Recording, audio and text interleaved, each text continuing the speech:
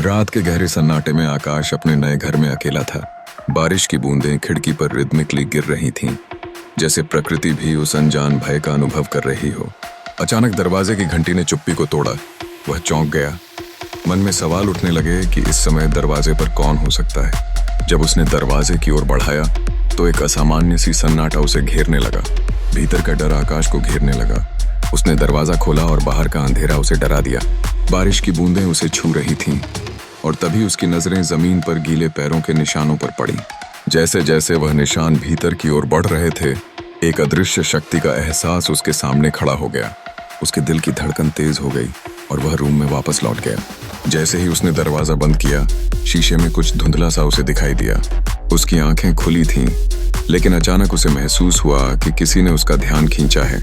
एक औरत जिसके लंबे बाल उसके चेहरे को ढके हुए थे, धीरे धीरे उसके पास आ रही थी। आकाश ने अपनी आंखें बंद कर लीं, सोचते हुए कि यह सब उसका भ्रम है। फिर भी जब उसने अपनी आंखें खोलीं तो वह आकृति गायब हो गई थी। फिर अचानक उसके कानों में फुसफुसाहट गूंज उठी, जैसे कोई साया उसके स्पर्श को महसूस करवा रहा हो। तुम मेरे घर में हो। यह शब्द उसके भीतर एक ठंडक की लहर दौड़ा गए। उसके मन में एक डर का साया था जिसे वह समझ नहीं पा रहा था। क्या वास्तव में वह अकेला था? आकाश पलटा, लेकिन वहां कुछ नहीं था। उसकी हिम्मत जवाब दे रही थी। फिर एक बार फिर बिजली चमकी और पल भर में उस औरत की छवि सामने दिखी। उसके चेहरे पर एक विचित्र मुस्कान थी जो उसकी सामान्यता को छिपा रही थी।